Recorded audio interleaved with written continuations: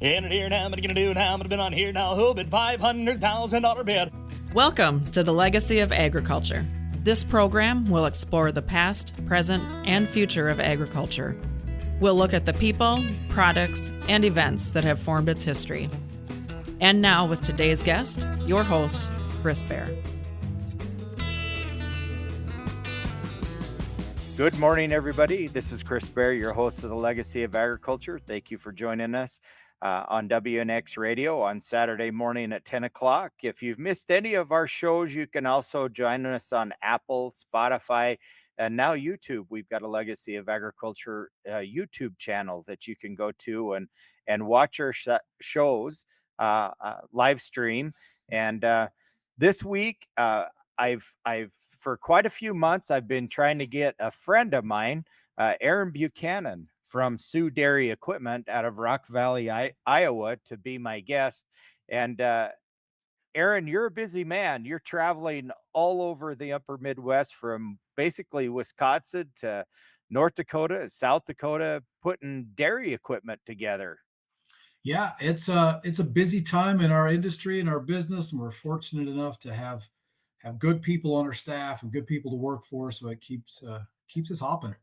So tell me a little bit about Sioux Dairy Equipment out of Rock Valley and how they got started and how long they've been in business.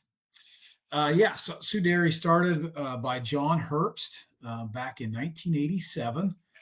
John saw an opening. He grew up on a dairy farm in Salem and saw an opening in the industry. And he and his son Ed Herbst moved the business to Rock Valley. Ed wasn't very old at the time, but John says he was instrumental in the decision. And so they own and run the business today together. John is 68, and we service dairy farms in the local region. I would say a 3-hour radius around Rock Valley. And then our business has also morphed into doing a bunch of dairy construction. And we do that in the I would call it the upper Midwest, Wisconsin, Minnesota, the Dakotas, obviously Iowa and Nebraska. We're very fortunate to have a good group of customers that we work with, and grateful for all the business that we have from them, and happy to be in the industry. Aaron, explain to our listening audience what you do for Sioux Valley Equipment and your role with the company. Yeah, so I am capital. I call it capital sales. I oversee the project management. On the construction side, I've got one project manager at this point in time, looking to hire a second, just so that we can oversee these construction sites a little bit more efficiently. And then all of the equipment sales that happens through our company, I've got some responsibility in doing the design, making sure it's put together properly. And then we've got a phenomenal installation crew that works for us, that goes and puts that stuff in regionally.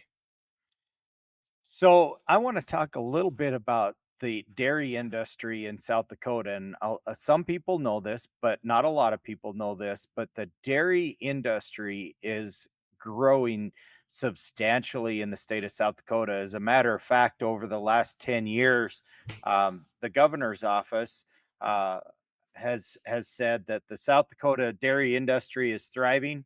Our milk cow population has reached over 215,000 as of January 1st of 2025. And that means that South Dakota's cow population has more than doubled in the last 10 years.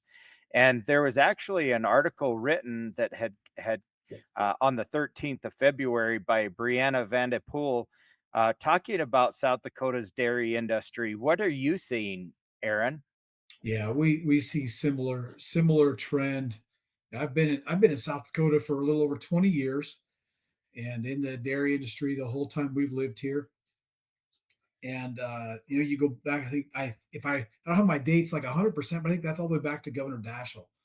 And ever since we've been here, it's been a proactive growth in the state to really bring South Dakota's dairy industry forward. It does have significant impacts on the economical status of the state, all the way down to the local towns. I was having a conversation 2 weeks ago with a heifer raiser in Nebraska, and they don't have as many dairies in Nebraska as we have in South Dakota, and they would love them. He said, you drive through the small towns of South Dakota, and the ones that have got dairies are thriving because of the economic impact that it drives into those communities. And it's a big deal. And you can see our industry's just been growing like crazy in this state. The Upper Midwest is a great place to milk cows with adequate water and feed and space to grow. And that's our state has been pushing that along, and we're starting to see some of the results of that. Why do you think you touched on it just a little bit, but expound on why you think uh, dairy herds are increasing in size and why we're seeing dairies being built and expanding here in South Dakota? Yeah, dairy's increasing in size has been happening honestly since the beginning of time. When the first cows were milked, some wise farmer probably had figured out, I got to milk two of these cows to feed my family, and two became 10, and 10 became 100, and so forth. And it, the vast majority of the farms in our industry are owned by families. They're operated by families, and they're big operations.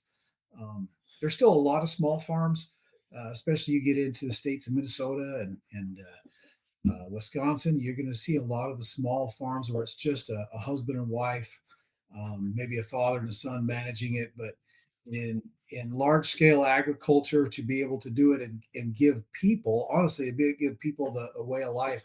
You've seen them grow those operations into an efficient business, and it much like the model of other big businesses in our world. Economies of scale have driven the ability to do a better job with less infrastructure, with less employment, and that's what's driving a bunch of that. It's interesting. The USDA NASS is telling us that as of January 1st, of the 215,000, those are just milking cows. Those are not calves. Those are not breeding stock. It's not bulls. It's just milking cows. And one of the reasons why I think South Dakota is a great place for dairy, and you said it best, is that South Dakota, for example, the harvested acres just in corn was 5.3 million. There's almost a half a million acres of silage that's harvested every year in the state of South Dakota. There's 5.3 million acre or 5 point, excuse me, 5.3 million harvested acres in the state of South Dakota when it comes to soybeans. And that's absolutely amazing numbers to me, because not only is the acres increasing, we're not making more land, but there's being more and more land being developed all the time to feed these dairy cows and to feed the beef cows, and the grassland that we have in South Dakota. It really is the perfect storm for the livestock industry as a whole. Would you agree? Yeah, I would agree. We maybe don't have as good a dirt here as there are in other parts of the country, but we have a lot of it, right? And we have good soils that can raise crops, and with the advancements in farming, I don't get very into farming, but with the advancements in the amount that they can harvest per acre, there are significant increases on that. Folks, we're coming down to the end of our first segment of the Legacy of Agriculture. I'm Chris Bear, your host. Aaron Buchanan has joined me from Sioux Dairy Equipment out of Rock Valley, Iowa. Um, Absolutely an amazing company that's on the cutting edge of technology. And in our next segment, we're going to come in and talk about some of the technology that's in the dairy farms today. We'll be right back. Hi, this is Jasmine at Pfeiffer's Auction Realty and Land Management. Pfeiffer's offers multiple ways to bid and buy at our equipment and land auctions. You can bid online, in person, or place pre-bids before the sale even starts. By providing convenient bidding platforms, we make sure that you can buy the items or parcels you want the way you want to. Visit Pfeifers.com to see a complete list of our auctions. When it comes to bidding, go with Pfeifers. Nobody does it better. Good morning, everybody. I'm Chris Bear, your host of the Legacy of Agriculture. Thank you for joining us. Aaron Buchanan from Sioux Dairy Equipment out of Rock Valley is my guest. If you're just joining us for the first time and would like to listen to some of our previous podcasts and shows, you can go to legacyofagriculture.com. You can join us on Apple and Spotify, and now also on the Legacy of Agriculture YouTube channel. You can go there and watch it in live time.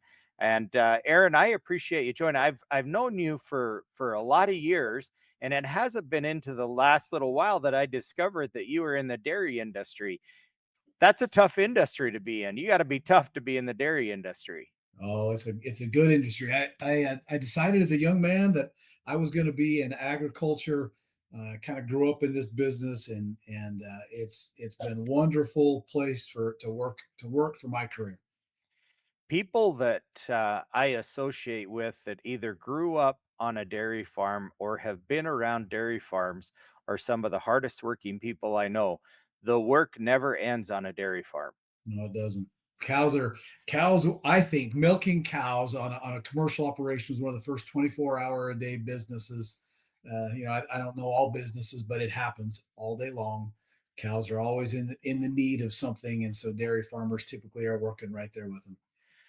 The dairy farms has significantly changed over the years. I can remember as a kid, we had neighbors that had dairy cows, and occasionally I'd have the opportunity to go either watch them milk or when I was in my late teens, I had the opportunity to do just a little bit of milking.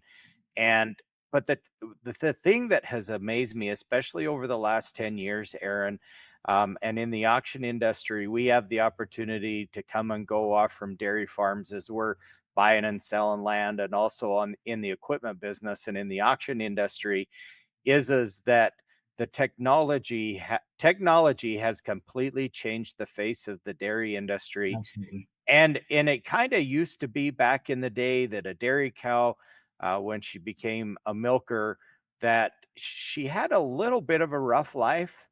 But now you look at the dairy herds and the dairy industry, they're treated very, very gently, number one. And number two, the technology has made the milking process very gentle and very easy. Do you want to expound on that a little bit? Yeah, I could go on for quite a while, so you'll have to tell me where to stop.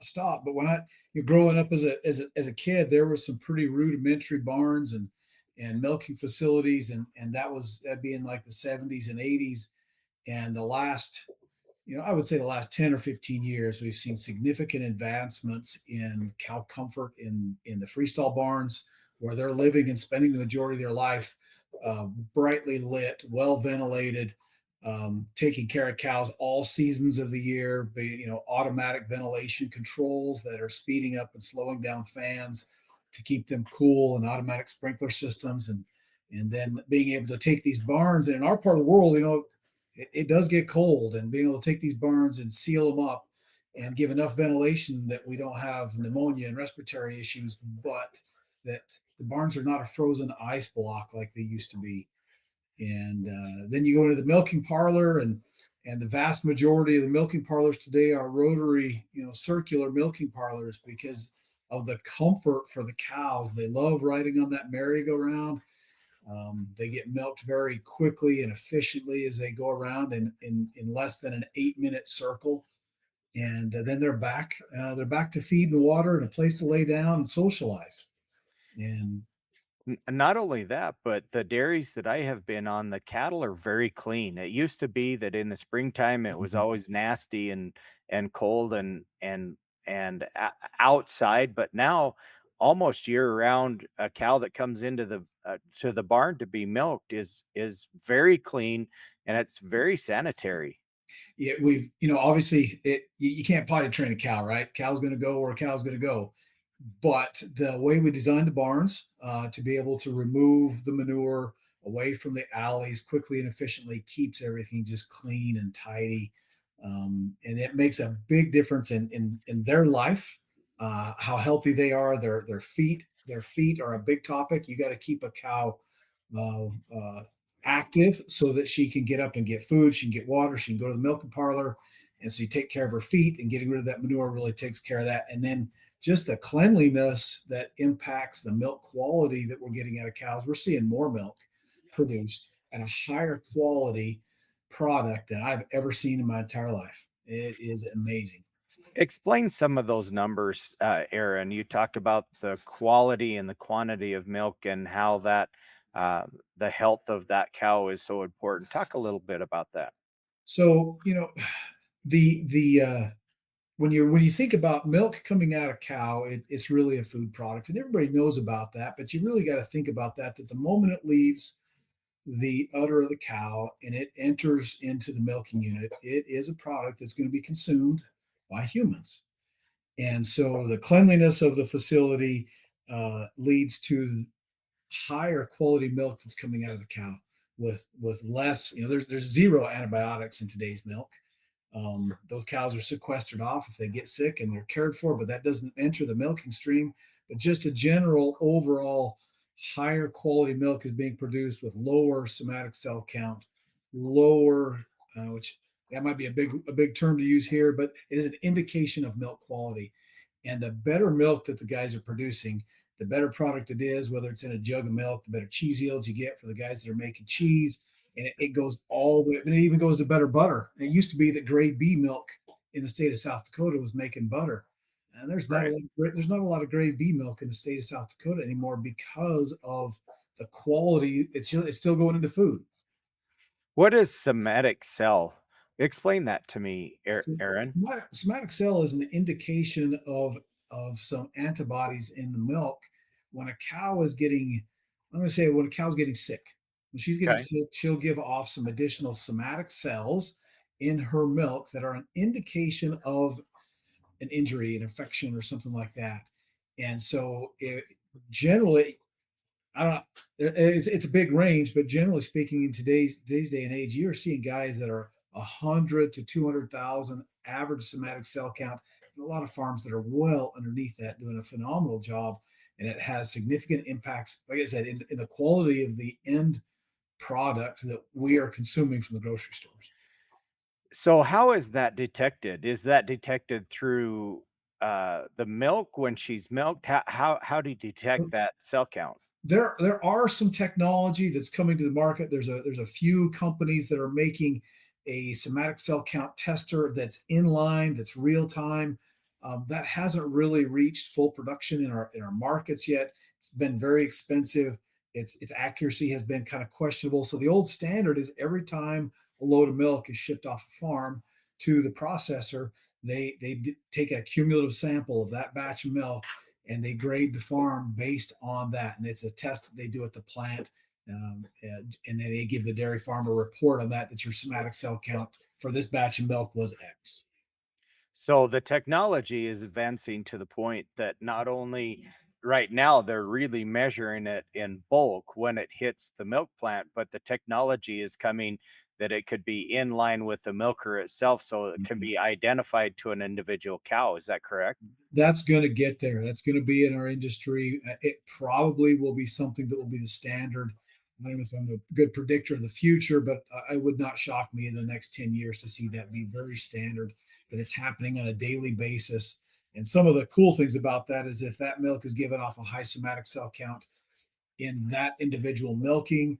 It's going to be able to flag a list. It'll automatically, as she leaves the parlor, sort her into a pen where she can then be examined by the farm staff to see what's going on, to address the sickness, so to speak, and address whatever illness might be causing that. That's going to be there. That technology is absolutely amazing, Aaron. Last week's radio show, I visited with Andy Murnack and talking about technology and just how technology affects the auction industry as itself. And technology is a huge contributing factor to the efficiency and the production levels of agriculture, from the dairyman to a hog operation to growing corn or beans or alfalfa or whatever it is. It's absolutely amazing. And South Dakota agriculture and agriculture here in the upper Midwest is truly amazing. Folks, we're down to the end of our second segment of the Legacy of Agriculture. We'll be right back. Hi, this is Jasmine at Pfeiffer's Auction Realty and Land Management. Pfeiffer's offers multiple ways to bid and buy at our equipment and land auctions. You can bid online, in person, or place pre-bids before the sale even starts. By providing convenient bidding platforms, we make sure that you can buy the items or parcels you want the way you want to. Visit Pifers.com to see a complete list of our auctions. When it comes to bidding, go with Pifers. Nobody does it better. Good morning, everybody. I'm Chris Bear, your host of the Legacy of Agriculture. Aaron Buchanan from Sioux Dairy Equipment out of Rock Valley, Iowa is this week's guest. Aaron, thank you for joining me. You're a busy man. Yeah, I'd like to keep moving, Chris. I don't like to sit still. Every time I asked you to come on the show, you were in Wisconsin or you were deep somewhere in South Dakota or Minnesota on a dairy working away. Yep, that's right. That's what we do. We like to do it. So in our second segment, Aaron, we started to talk a little bit about the technology that's on our dairy farms. Would you expound on the today's technology? One bit of technology that's becoming very commonplace. It's been around for a lot of years, but the technology is improving to a point where it is just an absolute slam dunk for the dairy farms is to use a monitor around the cow's neck or in the cow's ear to monitor their activity levels, to monitor their feeding time at the bunk, and to monitor the rumination that's going on in their gut, and the ability to care for the animals based on those factors of how much time is she eating, what's her stomach doing in the rumination, and what's her overall general activity level. We're seeing higher incidence of guys and gals catching cows before they ever get sick, and they can address those issues, and they're able to take the cow off automatically based on those numbers and have them sorted into a pen. They can address those cows that day, and they're catching cows faster than the human eye. It used to be that guys would walk their pen every day. They'd walk their pen, they'd look for cows that didn't look right, and then they would tell someone on their farm staff, their son, their daughter, their lead dairy technician, hey, grab cow number 400 the next time she's through the parlor, which sometimes is going to be the end of the day or maybe the next day, and let's check her out. She don't look good. That stuff's being done day of. They're catching that stuff and taking care of them day of. So the technology and the monitoring equipment that is on the cow can identify to the dairy that a cow could be getting sick or is coming down with an illness before it's ever visible. So if, Am I understanding that right? That's right. If you've got a baseline, Chris, if you take 5,000 steps a day, every single day, and you've got a wearable device on your wrist that says that you take 5,000 steps every day, and all of a sudden you only take 2,000 steps, it's probably because you might have had a day off, but dairy cows don't get a day off, but they might not be feeling well. And because they don't have human, they can't speak English or Spanish or anything else. This is a piece of technology that they're wearing around their neck or in their ear that is tracking that. And then it's giving the dairy farm some indication that, hey, she normally takes X amount of steps and she's not. She normally spends this much time at the feed bunk. She's not. The rumination, it's hearing the rumination cycles in her stomach, and that's down. And they're catching cows earlier before they ever really get sick, before they have to administer antibiotics. They're able to get her taken care of and keep her healthier for longer periods of time and much faster. Explain to our listeners what rumination is. I know that people that are in the livestock industry understand it, but those that don't understand rumination, explain the rumination process, Aaron. I'm not a vet, and so I don't know exactly, but I know that when the cow eats, their stomach does some ruminating, right? And it is something that you can hear, and that's what the devices are doing, whether it's hearing it or feeling it. I don't know if I understand exactly the technology, but when she is not ruminating, there's something going on. She's not feeling well, right? And it's just an indication that a cow is not in a normal state. So let's talk about the technology of the milking equipment itself and the advances of the milking equipment, because that's what you sell, right? You're Correct. selling the technology that goes along with the milking equipment. Tell us a little bit about the technology. So when you harvest milk out of the cow, you want to try and get it done in a really short period of time because you're working with her natural oxytocin letdown. When it just simulates when she was on the pasture back 100 years ago or whenever God created cows, that they let their milk down and they get an oxytocin released. And so our milking equipment is designed around that peak oxytocin released, that the milking unit gets on the cow as soon as that oxytocin is hitting her bloodstream and she's letting her milk down. We're able to harvest the milk that she's willing to give in a short time frame. It used to be a long time ago, people didn't really keep track of that, but today you're seeing we call it average unit on times. Average unit on times of being that's the average amount of time a milking unit is on the cow, being in the 4 minute range. And 20 years ago, that was you were doing great if you could do it in the 5 minute range. And so the equipment is advancing to do it quickly, safely, efficiently while you're in the sweet spot of when she's got oxytocin in her bloodstream. And pain free. Exactly. It's And painful. If you go beyond the oxytocin window or before the oxytocin window, it's very uncomfortable. You do that long term, you can create damage on that cow's teat end, and that damage sometimes is irreparable, right? You can't do it.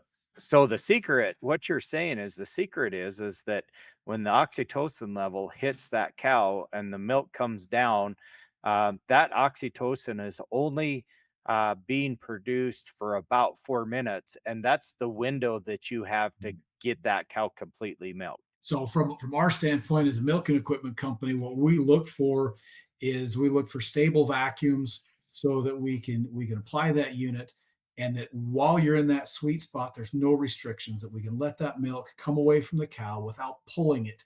It's the pulling that you tend to cause damage. And so you just want to put the milking unit on and have no restrictions so that you can just harvest that milk that's there and available when she's ready to let it down. I had never heard that before. That's very interesting. This is one of the reasons why I love the legacy of agriculture, Aaron, is oftentimes I learn more than anybody else learns. And it's fascinating. So on the average per milking, how much milk will a cow produce in that 4 minutes?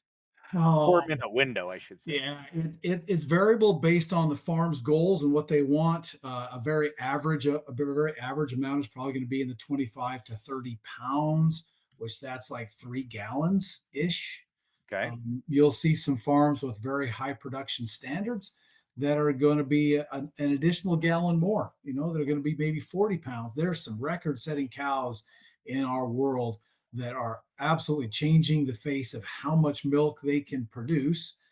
And it's in part to the genetic makeup of the animals, and it's also in part of the industry improving as a whole on how to, what I was talking about a few minutes ago, how to harvest that milk. If you can put a piece of equipment there to harvest that milk and you get it cleanly, efficiently, effectively moved away, she's a healthier cow overall. So then she goes back and gets feed and water and lays down and socializes, and then she can come back into the milking parlor again and drop that much more milk. And Folks, we're going to be right back in the fourth segment with Aaron Buchanan.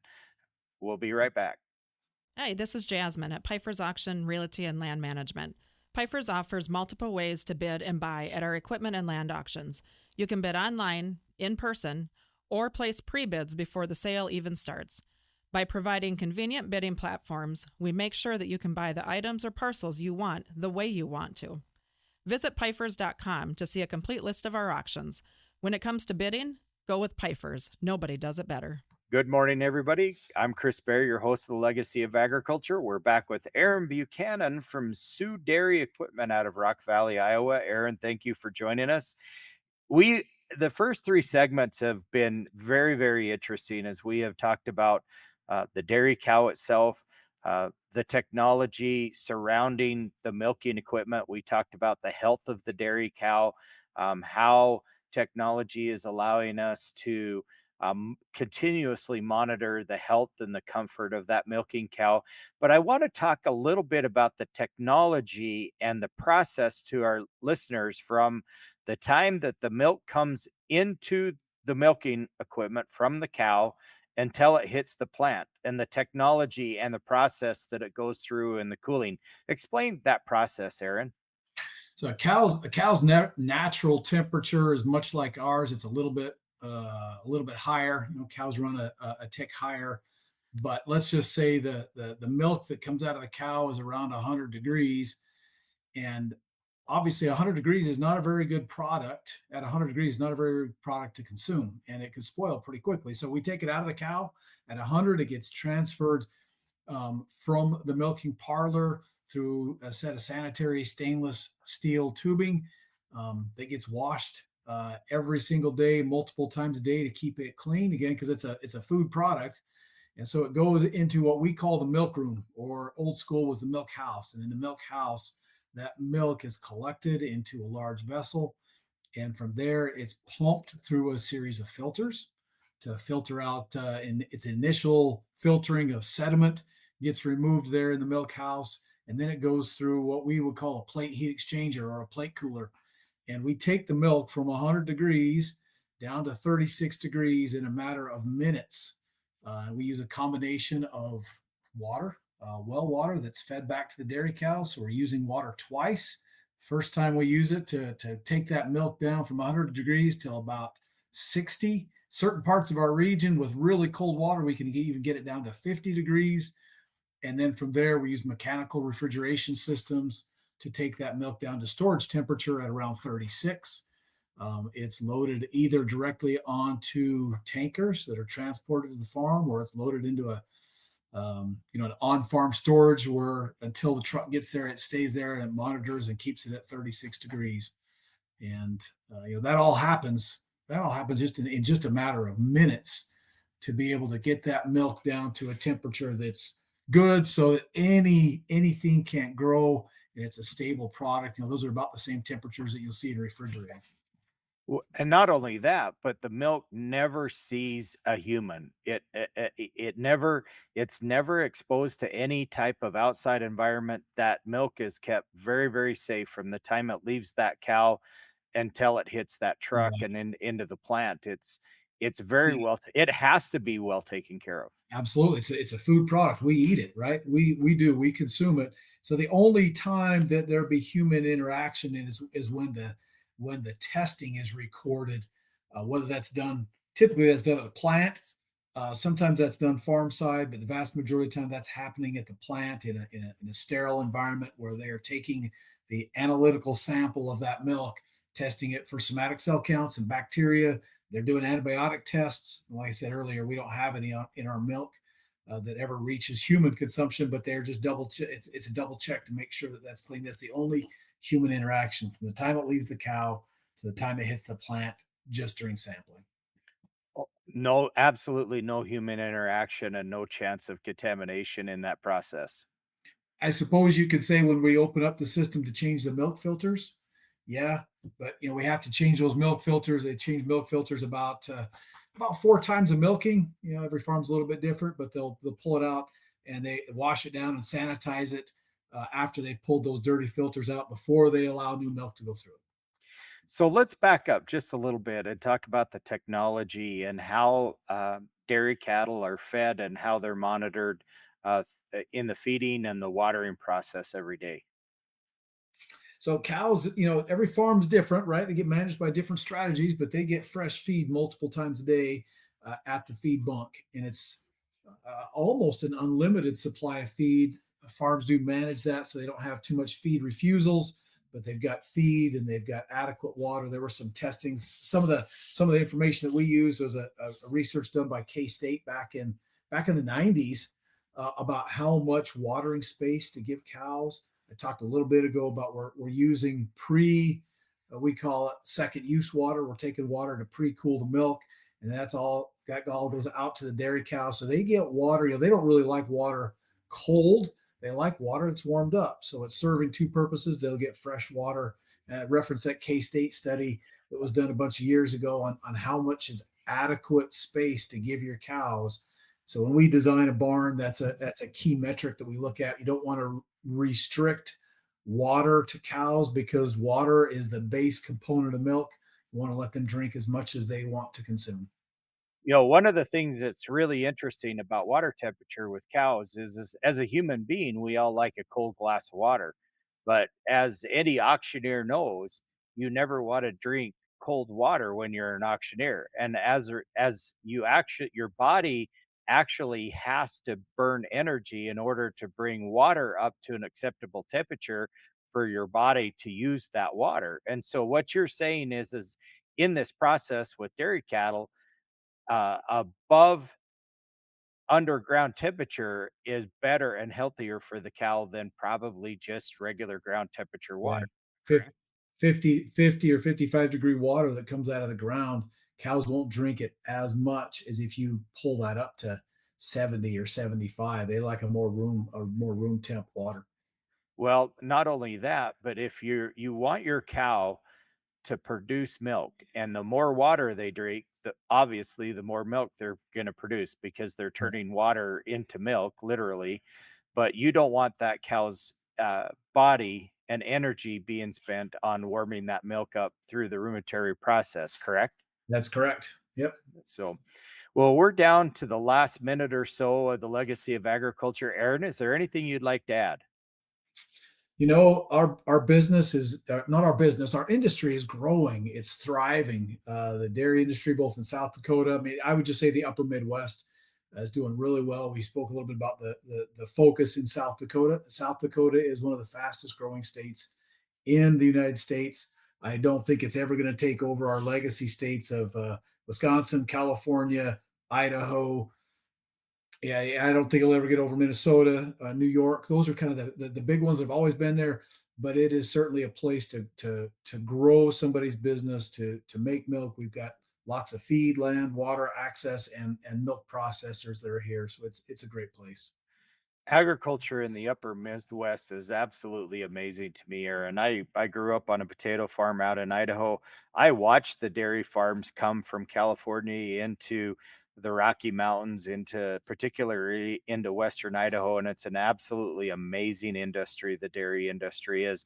Folks, unfortunately, we're out of time here at the Legacy of Agriculture. Thank you for joining us. If you've got any comments, we'd love to hear from you. You can reach out to us at the legacy of agriculture at gmail.com.